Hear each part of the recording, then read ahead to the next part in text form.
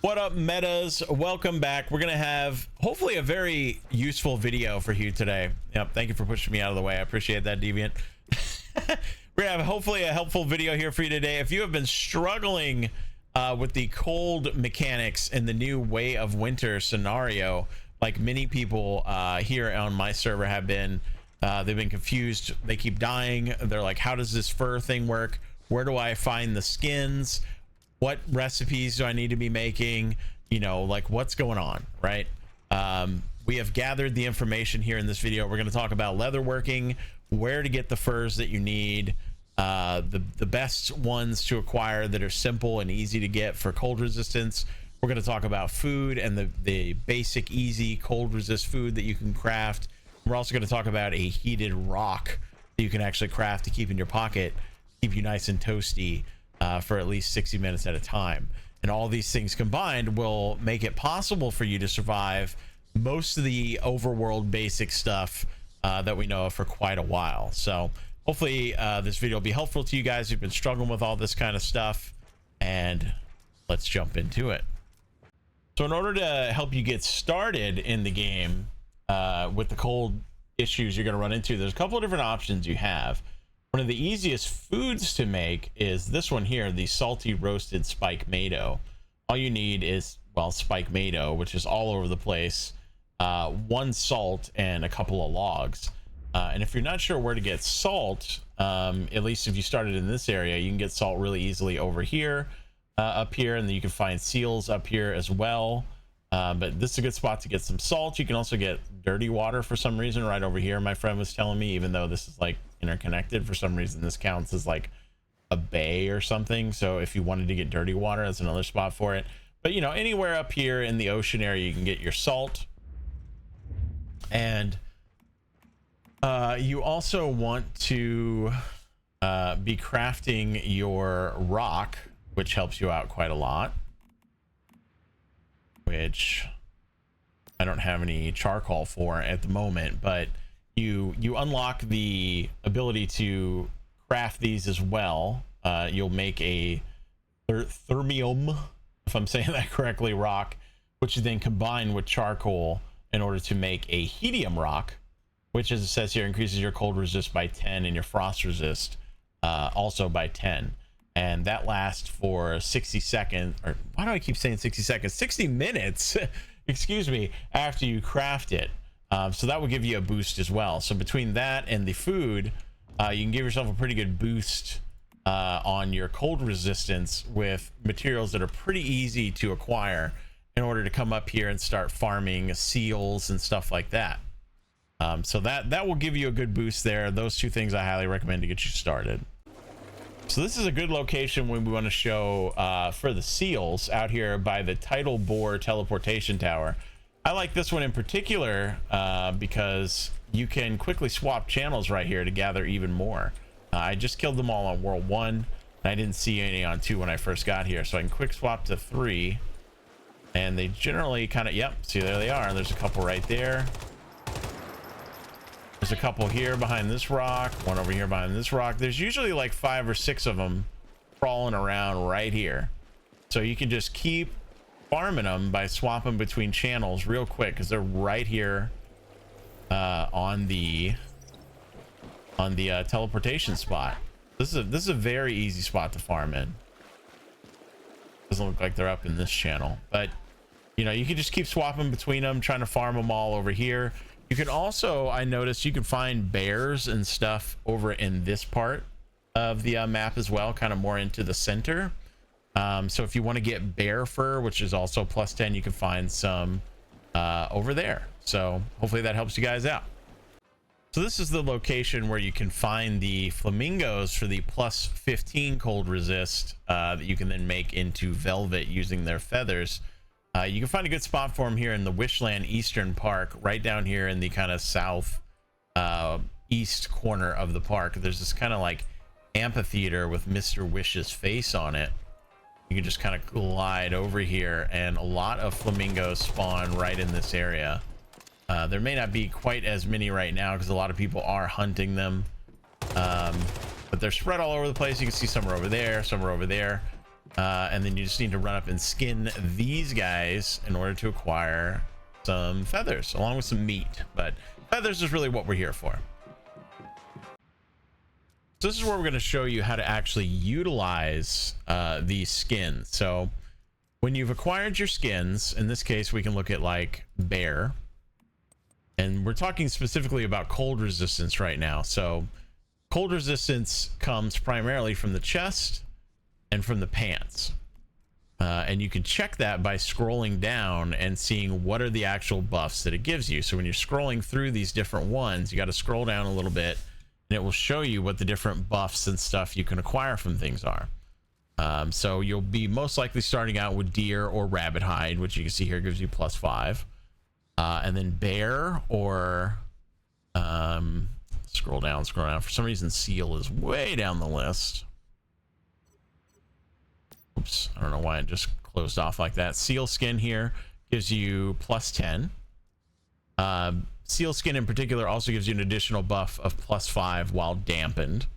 So that's something to consider as well, because they do give some different secondary buffs, right? They both give +10, but the bear also gives you a recovery 3% HP upon defeating an enemy at 10C or below.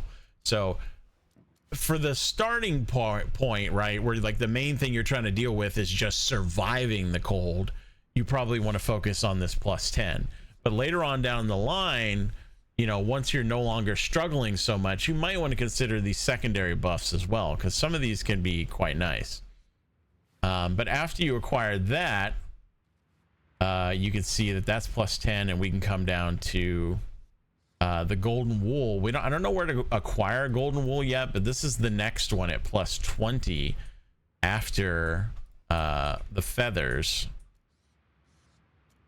which is here, the velvet. So the velvet is the tier 3. So if you want to think of this in tiers, rabbit and deer is tier 1, bears and seals are tier 2, tier 3 is velvet, which comes from the flamingos that we showed earlier, where to acquire those, and then tier 4 would be +20, which is the golden fleece, you know, or the golden sheepskin. But if you want to scroll through these and kind of check out what all, and there's other ones too that also give like +15, +10, like there's several other skin types, but these are the easiest ones to acquire that I have found. Like these are the easy ones to get just to survive the cold. As I said before, like once you're surviving and you're good, then you can start thinking about, well, what are the secondary buffs I want to have, and you can start looking through these for not just the cold resist, but what you want to go with it. You know, like this one also gives +15, right? It also gives roll speed at a certain temperature. So you can start looking through all these and mixing and matching and figuring out which ones you really want to have. But looking into the general chat here on the server I'm on, a lot of people are like, I don't really understand how this cold works. I keep dying. Where do I need to get skins? Which skins do I need? Like, this is the information that you need to just survive at this point. And if for some reason you didn't already know about it or you weren't sure, you actually pick up the ability to do all this right at the top of the crafting tree right here in this mimetic spot called leatherworking. So you just need to upgrade and grab this one. And I believe the tutorial in the very beginning actually walks you through this when you very first get into the game. But just in case you weren't, you know, paying attention to it, or you skip through it kind of quickly because you were excited just to play the game, you know, or something like that. I know how that goes. You get excited. This is where you'll find that to get you started on actually making the leather and the raw hides and stuff like that in order to get those buffs. And again, we'll reiterate that this only really centers around the chest and the legs. That is where your cold resistance comes from. Depending on the slot that you're looking at, you're going to get a different buff for each type of skin depending on the slot you're putting it in. So for example, a favorite that we have come to enjoy is to put rabbit fur in our boots so that we can get jump height extra. So sometimes you can get up to these little bit of ledges and stuff like that you can't quite get to, especially if you don't have spring legs yet. So we were using rabbit fur very early on the game because we wanted the extra jump height. But as you can see, like rabbit fur in the chest gives cold resistance, but rabbit fur in your boots gives jump height. So it's different for every type of slot that you're going to be able to slap in there. rabbit fur in your mask gives elemental damage, right? So it's different every time. So don't get it confused when it comes to looking at these slots and thinking, oh, it's cold resistant every slot. Thank you for knocking me out of the menu, Mr. Deviant. I appreciate you. You're lucky you're an adorable deviant. I'm gonna let you get away with that, but depending on what slot you're looking at and what you're slotting into it, you're gonna get a different buff. So do pay attention to that as well when you're making these decisions. There's a lot of different skins and a lot of different buffs that you can pick from.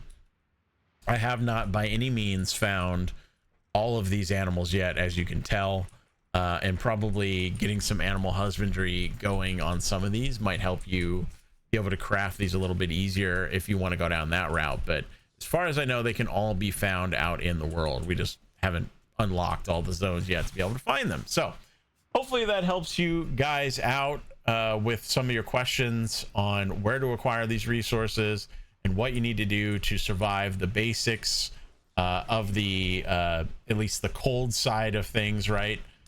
Heat, I'm sure, will operate very similarly. You'll apply different buffs that will give heat stuff instead of cold, and different food I know exists for the heat as well. But if you combine all these things together, you should be able to get through this early part of the game with absolutely no problem. At this point, all I have is seal skin equipped. I don't even have the velvet fully geared in yet, and yet I'm not really having any issues in the cold unless I go into a very, very cold area like a cave or something like that that's abnormally cold. So hopefully this helps you guys out. If you have any more questions, feel free to drop it down in the comments.